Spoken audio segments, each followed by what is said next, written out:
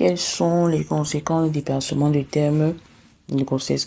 Le terme de la grossesse se situe entre la 37e, le thème de la grossesse se situe entre la 37e et la 40e semaine d'aménorrhée.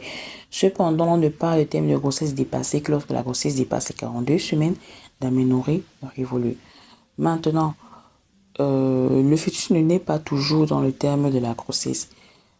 Le dépassement de terme peut avoir des conséquences psychologiques sur la femme enceinte. Ça peut entraîner de l'angoisse.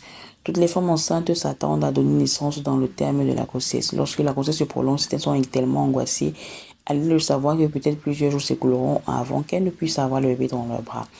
Nous avons également le stress. La femme enceinte est préoccupée par de nombreuses questions. Comment se porte le fœtus? Se porte-t-il bien? Est-ce qu'il ne risque rien? Est-ce qu'il ne sortait pas?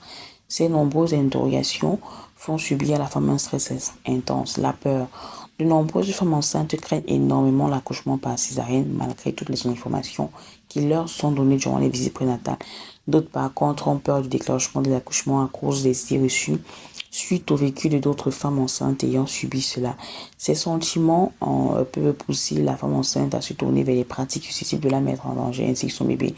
Et il y a des gestes à éviter lorsque vous êtes victime de dépassement de thème. En cas de dépassement de thème, il est important de suivre que les conseils du personnel médical. Certaines pratiques sont évitées. Si vous souhaitez préserver votre bien-être et celui du bébé, parmi ces pratiques, il faut éviter les astuces pour ouvrir le col. La descente du bébé passe par l'ouverture, dilatation et l'effacement du col. Contrairement à ce qui se dit, il n'existe pas des astuces pour ouvrir le col. Le col ne se dilate et ne s'efface que sous l'effet des contractions utérines dynamiques. Il faut éviter de mettre en pratique des astuces dont vous ne connaissez ni les conséquences tant sur vous que sur le bébé. Cela peut s'avérer très dangereux. Ne consommez pas des tisanes pour faciliter l'accouchement. Toutes les tisanes ne sont pas à consommer durant la grossesse. En effet, certaines plantes peuvent avoir des conséquences néfastes sur la femme enceinte et son fœtus.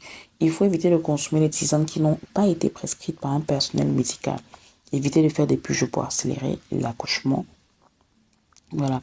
Pratiquer les purges, consommer les tisanes, utiliser des astuces peut avoir de lourdes conséquences sur la femme enceinte et sur son fœtus. Cela peut entraîner quoi? L'hypercinésie. C'est l'augmentation non contrôlée des contractions, ce qui rend le travail d'accouchement encore plus douloureux. Ça peut entraîner la rupture prématurée des membranes et toutes ses conséquences, exposant ainsi le fœtus à des risques d'infection. Ça peut entraîner la rupture utérine. Toutes ces portions non contrôlées peuvent se solder par une rupture utérine. Ça peut entraîner l'hémorragie. L'utérus peut être satonicité et ne pourra plus mieux se contracter pour éviter les hémorragies. Tout ce que j'essaie de vous expliquer, c'est que les purges, les tisanes et toutes ces astuces pour pouvoir accélérer l'accouchement, ouvrir le col là, ont des conséquences sur la femme enceinte. Elle a beaucoup de contractions, c'est encore plus douloureux. Bébé peut être victime d'infection lorsque la pousse se rompt avant. L'utérus même peut se rompre.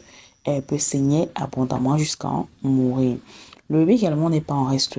Il peut être victime d'infection intra-amniotique, d'une souffrance fœtale pouvant conduire à une mort fœtale. Il faut faire très, très, très attention.